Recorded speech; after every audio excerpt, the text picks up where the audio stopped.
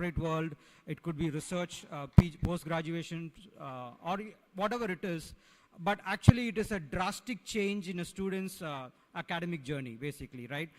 So from school to a college, typically the process is still the same. The ecosystem still remains the same for the student. It could be the classroom, you have the teachers, you have the mentors, you have the principals.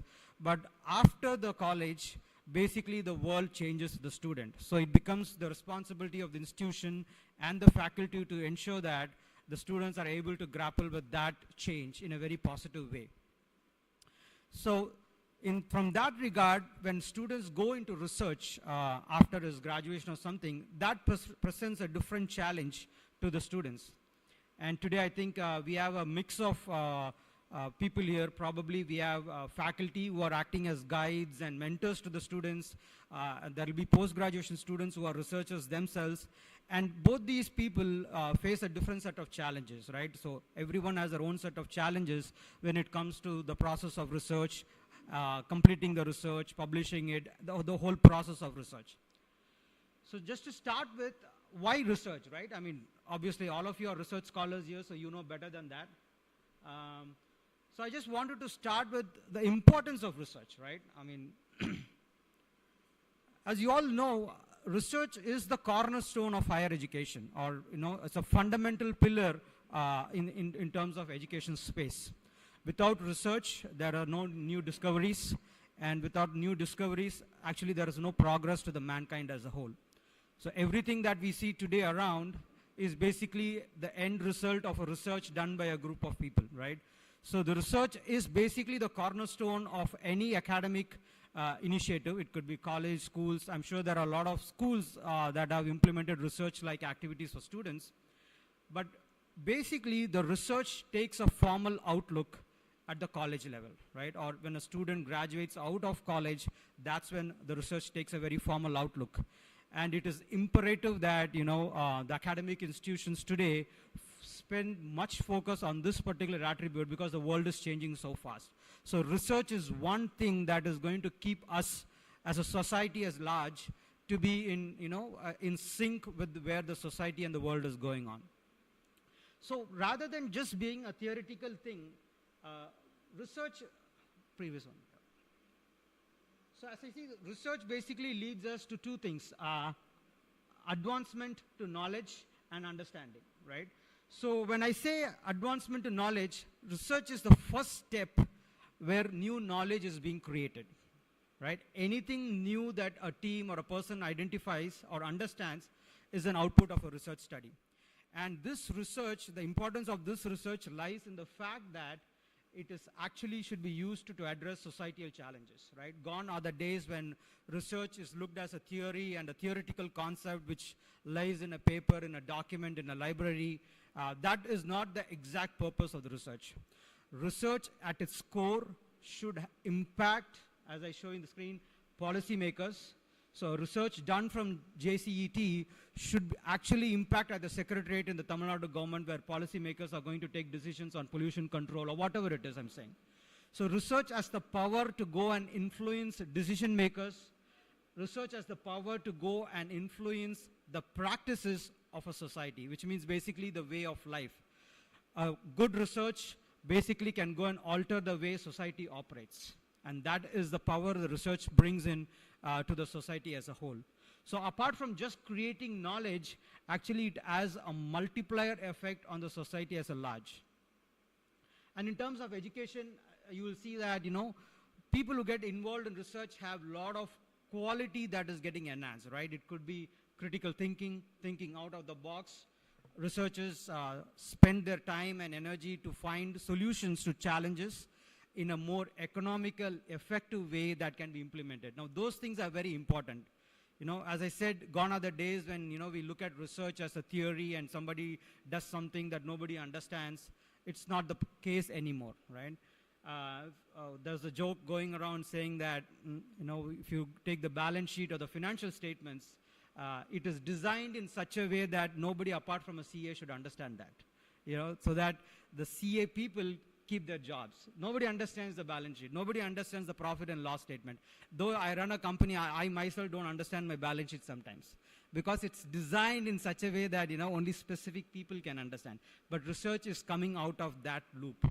Research should be seen as a thing that can be practically implemented, and research can, influence society in a day-to-day life. And that's where the research becomes more critical. Now, coming to the main point, human angle to research, right? So why human angle to research is becoming critical? Now, it is very evident, in the latest studies, actually this itself is an outcome of a research. So research plays a role here as well. It is becoming very evident that, the person behind any activity is the most critical aspect that influences the output of that activity. That's what the final research says, right? So the person who is actually involved is actually the driving force that is going to determine the success or failure of a project.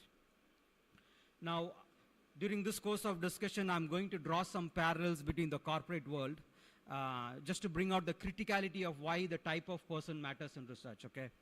So, for example, when I used to work in one of my earlier organizations, we used to go for campus recruitments, right? And when we go for campus recruitments, we have specific roles in mind. We are going to recruit a student for this, we are going to recruit a student for this. So I come to a college like Jcet or even IIT for that matter. Always the college comes and gives us a bunch of resumes saying that, this is our batch of 2025, computer science, or batch of 2015, computer science, ECE, whatever it is.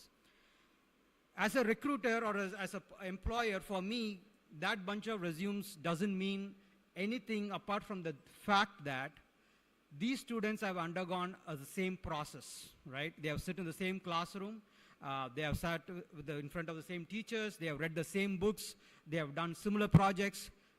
That is all that basically that profile tells to me, right? And that actually doesn't tell me anything. How can I help recruit two students for two different roles, right? So say, for example, I'm looking for the basic role for a computer engineer, a developer role, right? What is his expectation? I'm going to give him a problem, or I'm going to tell him a functionality. I'm going to give him a laptop. I'm going to give him a cozy workspace. He's going to sit in the corner of the room, do the coding, give the output. His job is finished. He's happy, I'm happy, right? Now that is one role that I'm come to recruit it. Now I know exactly what type of student I want to recruit for that particular role. Now for the same college, I'm coming to recruit another role. And in this role, in terms of designation, I'm going to call him a consultant, right? It's a one level above the developer. Why?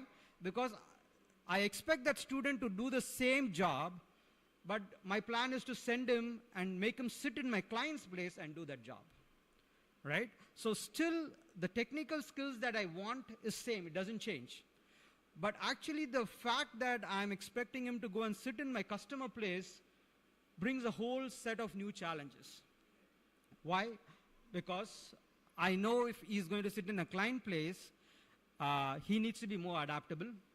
He's going to face a lot of different challenges. He's going to feel a lot of more pressure than the person who sits and works in my office.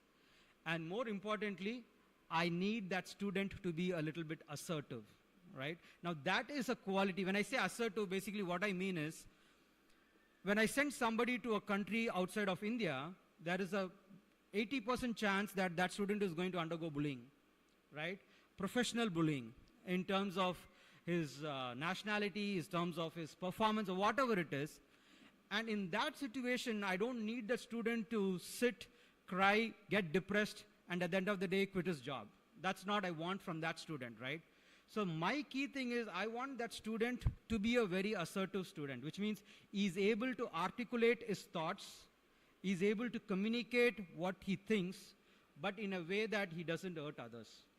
Because at the end of the day, I don't want him to go and blast the client and spoil the project on a whole, right? But at the same time, I want that student to have the ability to stand up for himself, which I probably don't need for a developer who's going to sit and work in my office. Because we know he's going to be in our office, we have our HR, we are going to, ensure that his mental well-being is taken care and everything.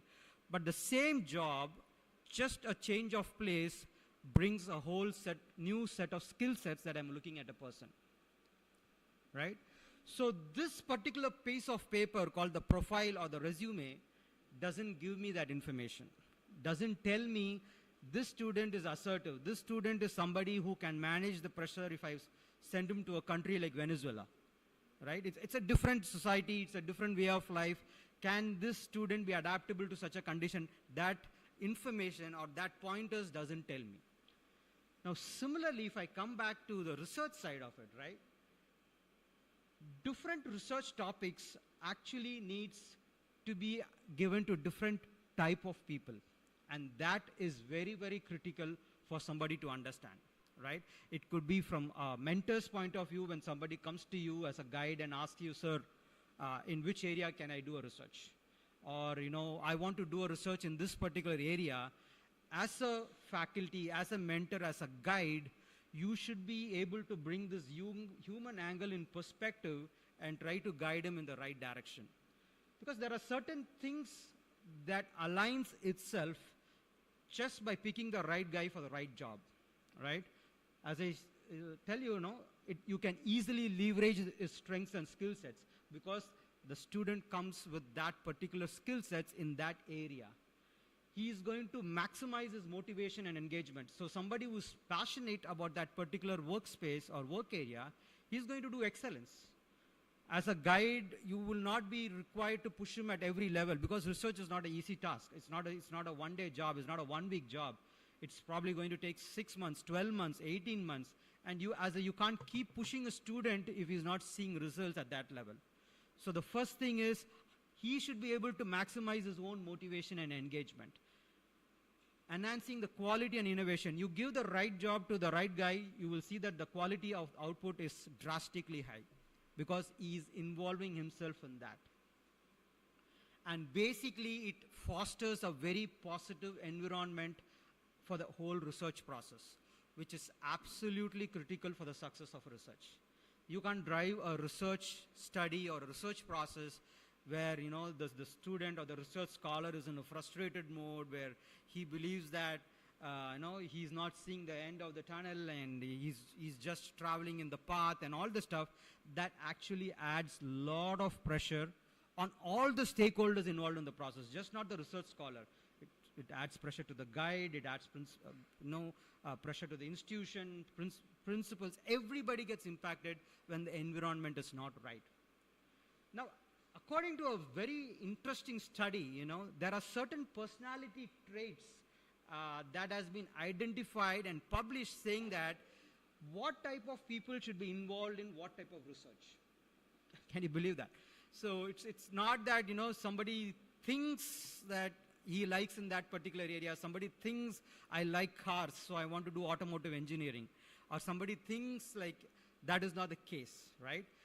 Studies say that certain personality traits give a clear indicator, how can you guide a student with those qualities in which direction. So for example, consciousness. Now, a student, if you think that he exhibits this quality, he is much more fit for a very long-term, number-oriented, data-oriented project work. Because he is aligned, his mind is aligned to sit and spend hours of work on number crunching or whatever it is, and you can expect him to do with motivation and things like that. Now, you give such a project to a person like me, you're going to get frustrated because I'm going to get frustrated, right? So the key challenge is, the other one is openness to experience. So some people you will find that, they're much more extrovert. They would like to go share their findings, they would like to share their ideas, all the stuff. So such people, research says that are very much aligned with exploratory, interdisciplinary, or theoretical research, right? Where they have to go and interview people, conduct surveys, where they have to go and study a lot of work from others, all that stuff. And you have somebody like, agreeableness. So some students are very agreeable. They don't hold on to their thought process very drastically, which means those type of children are open to accept other people's research work.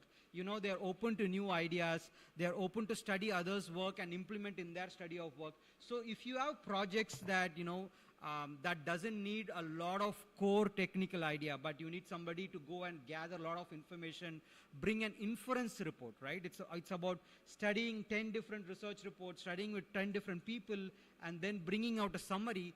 Such people are much better aligned for such project work. And more importantly, I don't know how many of you are expert in identifying students with neuroticism.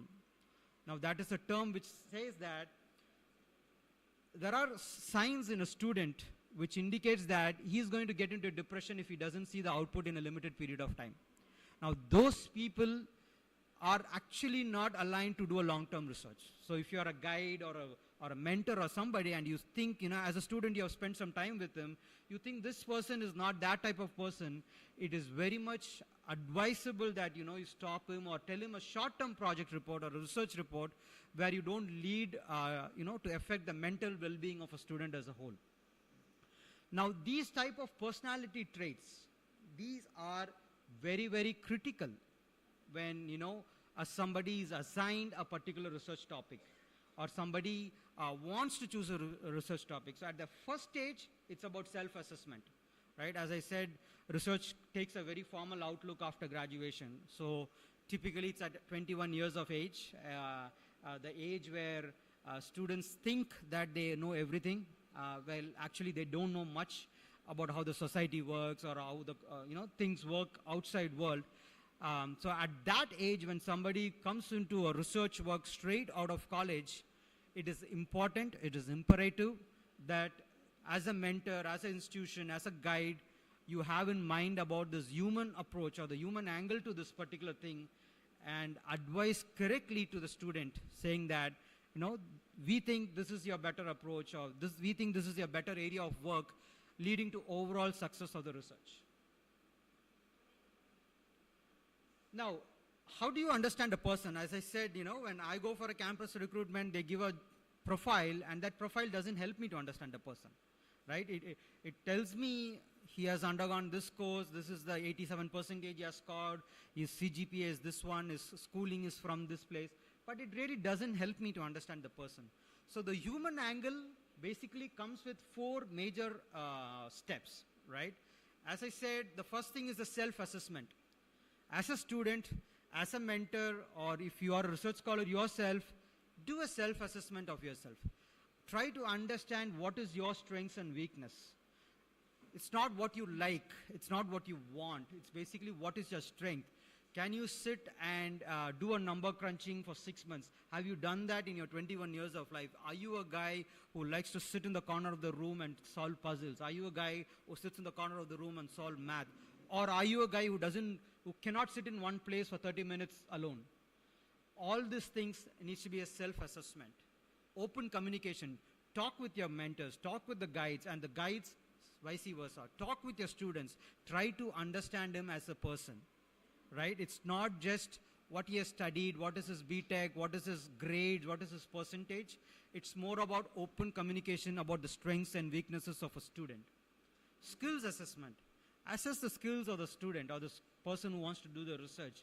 Is he really qualified? Is he really interested? Is he really mentally aligned to that type of task work? That makes a lot of difference. Personalities and working style. Now, obviously, at the college level, you don't spend so much hours with the student to know him in and out. But obviously, if you're see the student in the classroom or in the lab or, whatever, wherever you see, observe the student on his skills, on his personality, working style, what type of work does that student do, how does he do it. That helps you to understand the person. Now, downstream effects, right? So, this is a very key thing that takes a lot of time to study. Again, a part of research where, why this human angle is becoming very important and what is the effect of it downstream in a research. So the research basically, say for example, takes 2 years or 3 years to complete, but actually the impact goes beyond that. Now there are a lot of positives that happen if you pick the right guy for the right job. Obviously you maximize the motivation and engagement, passionate, the student himself does deeper learning on the concepts. So you're looking at a really future great doctorate or a person who's going to find something, invent something, who's going to really make a difference in that particular area of work. And if even that student doesn't want to pursue research as a full-time thing and he wants to come into career side, you're going to give him better growth opportunities for that particular candidate. But the important thing here is the negatives, right? What happens if you pick the wrong guy for the wrong research, or wrong guy for the wrong job? First thing is increased frustration, right? And that's simple 2 words, but the downstream effect of that is actually leads to a loss of a life, right? So I don't know how many people have read that. About 2% of research scholars across the world commit suicide before the research is completed, right? Because of frustration. Because they feel that, they don't see the end of the journey. Or whatever reasons. I mean, obviously we don't go into the mind and things like that, but that's a staggering number there to think about. Why does a person who chooses research as his area of work, who is interested to study something, invent something, ends up losing his life? Fundamentally, it's basically the wrong person for the wrong job. Satisfaction, or in fact, negative satisfaction. So even if the student completes the research, the level of satisfaction the student or the guide derives from it is very less. So statistics say that a wrong person in the wrong job, the research, he doesn't feel happy about doing that. He doesn't use that research in his subsequent career growth. It becomes just an assignment or a homework for him. He completes the work, gets a doctorate, moves on, and that's not why research is there in the first place. So the negative frustration, and importantly, time and money, right? So that is, again, a big impact that sucks out energy, time, money from the institution, from the CSR funding, whoever is funding the research. It's such a huge waste of resources. So again, just going to back the corporate side of things, we went to a very reputed college in campus recruitment in 2015. I recruited somebody at a very big package, say 35 lakhs per annum. At that time, it was a pretty big package. And we were all happy with the recruitment. We came back. So 3 months down the line, my HR calls me into this cabin, and so I go to his room, and he says, Pramod, this particular candidate whom you hired at 35 lakhs per annum, he has resigned in 2 months, right? And the company was like, we spent 7 lakhs on the student, right from his hotel stay, his accommodation, his welcome kit, his whatever it is. So the management and HR was really frustrated that such an important hire at such a package didn't stay with the company for more than 2 months, right? So, and they told me, look, you need to try and understand the candidate better, do the offer better to the right person so that he sticks with the job, sticks with the company and all this stuff. So it was a pretty hard discussion with the HR, because I said, look, I don't know about what do you expect me to know in 1 hour of discussion with the student? Obviously every company has its own culture, whether the student will align with that culture, whether the student will align with the job. There's a lot of variables in that particular thing. You don't know about that. But however, when I came out of the room, I was actually smiling. You know why? Because I resigned my first job in 3 weeks. So I did better than the guy who recruited me in my job. So he didn't really understand me. So when I graduated out of engineering, the first job I landed, I resigned in 3 weeks because I couldn't really fit into the profile that what I thought I was getting into, right? So most of the time, if you look at it, as a 21-year-old kid or whatever it is, what the student has is the interpretation of the things, right? Is his own interpretation of his things. He sees his father working somewhere. He sees his brother working somewhere. He thinks that is the job. He sees the glamorous side of things, and he goes into an interpretation or an illusion of that particular thing. And while he gets into the actual job, reality hits him, and he gets broken. So a wrong person in the wrong job really, makes valuable resources go waste.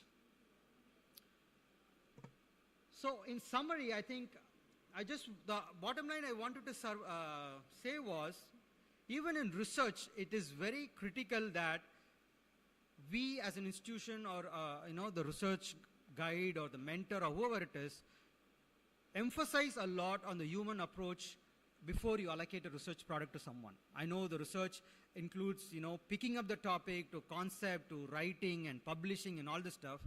So my area or the discussion today was on the first step of the thing, right?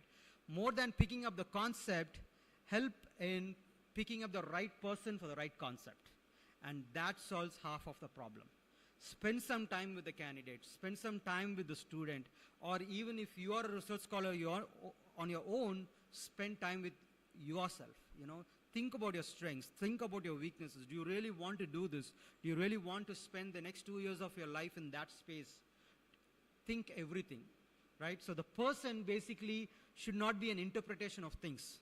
He should really understand his own self before he gets into that. And there are a lot of tools and technologies available today to help us guide do that, right? For example, nothing. You go through your own Facebook. Look at the posts you post. Look at the things you share. Look at the things you like. Get to know about yourself. And apart from all that stuff, there are so many tools and technologies available today where it helps you to understand the person. Brings the human angle into perspective, gives you, obviously it's not going to be 100% accurate. That is never going to be the case. But at the same time, there are a lot of tools and technologies that can be leveraged to get this right. And once we get this right, I'm sure the research that gets involved in this one is on the path to transform the landscape of education, right? So it could be any particular area of work, but it is going to really transform that particular area of work, and the student is going to have a very successful research completed. Now, apart from all the technical things that the team would have discussed in the last 4 days here, in terms of, how to write a research paper and everything, the last point I want to bring here is about also understanding the end stakeholder of your research, right? The human angle doesn't really stop with the person who's doing the research. If you're going to write a research paper, think about the person who's going to read that. Your document should talk in a way such that the end stakeholder is able to understand your report, right? If that's not the case, the entire purpose is again going to be a disaster in making. So for example, if you're good in shorthand, I don't know, shorthand is a very ancient script, but if you are good in shorthand and you think that that is going to simplify things, and if you write your research in shorthand, but the end person, the final stakeholder, doesn't know shorthand, then your research is going to the garbage, right? So the human angle to the research process typically doesn't stop only with the person who's doing the research, but you need to have in mind the end stakeholders, who is going to be the consumer of your research, the end society or the strata of the society who might be impacted by your research. Have those things in perspective, have those things in mind, so that you have a very successful research process, right from picking up the topic, picking up the tools in terms of conceptually, picking up the tools for writing the research paper in the most effective way, so that you address it to the right stakeholders whom it is intended for, right? So this particular area, I know, though I myself an engineer from engineering college and technical background, we give very less importance to this aspect of discussion. We push this to saying that, okay, this is human resources, this is the HR department talk, this is the HR work, they are the ones who have to identify. That is not the case. The person who actually is involved is the main driving force for any activity it is done. So if you're a guide, if you're a faculty, or if you're a research scholar yourself, spend time on the human angle of this one, and you will see that the research process goes much smoother, much effective, and much successful. So that is all I had today to share with you. I hope it was a bit useful to you people as you get ready to welcome students in the next 2 to 3 weeks, who might be, a lot of research people as well. So I think this is just a thought of the mind that you take some importance on understanding the human angle for the research purposes. Thank you so much for your time. Thank you.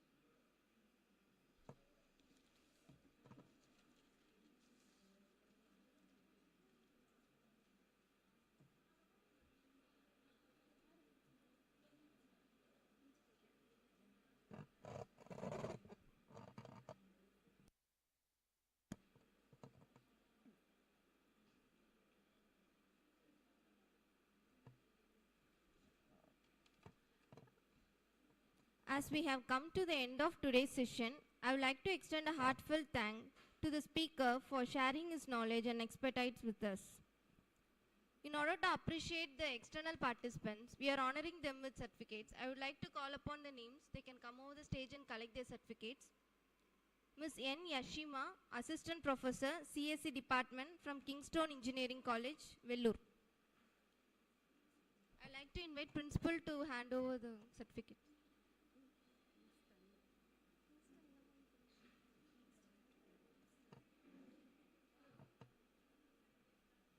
Ms. U. Deepa, Assistant Professor, IT Department from Kingston Engineering College.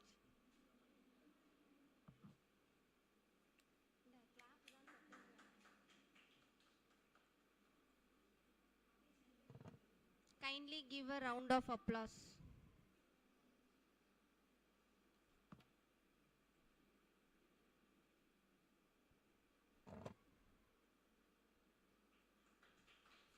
Ms. N. Geeta, Assistant Professor, AA and DS Department from Kingston Engineering College.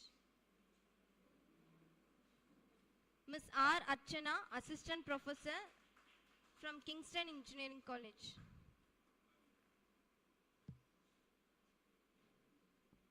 Ms. C. Chinnima, Assistant Professor, CSE Department from Kingston Engineering College. Ms. S. Sri Lakshmi, Assistant Professor, IT Department from Kingston Engineering College.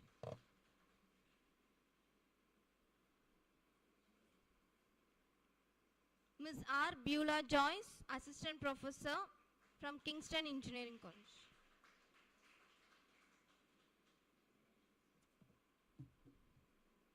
This is A. Vijay Kumari ma'am, our Vice Chairman.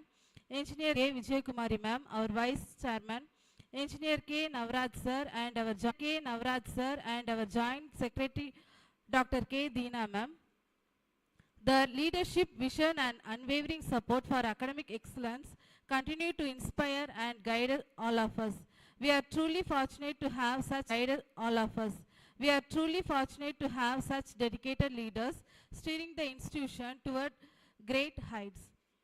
A special thanks to our director, Dr. S. Suyambalagan sir, our Dean Research, Dr. M. Somasundaram sir, and our Principal, Dr. S. Satish sir, for their constant encouragement and commitment to research and innovation.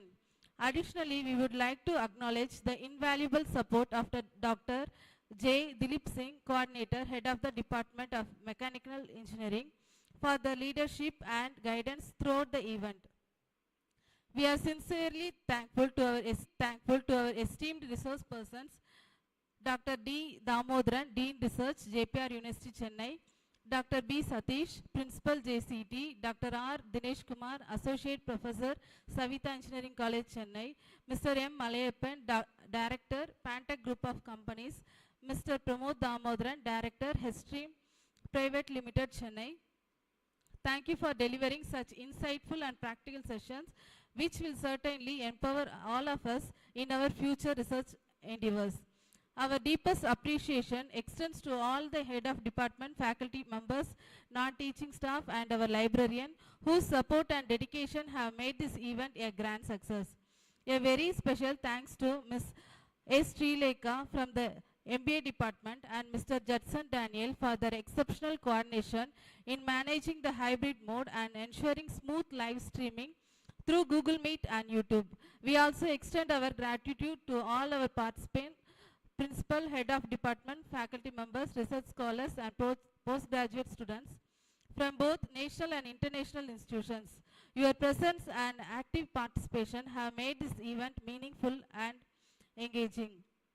Finally, it gives me great pleasure to announce that this one-week faculty development program has been successfully completed thanks to the efforts of everyone involved. Once again, a heartfelt thanks you to all for being a part of today's event and for making it grand success. Thank you.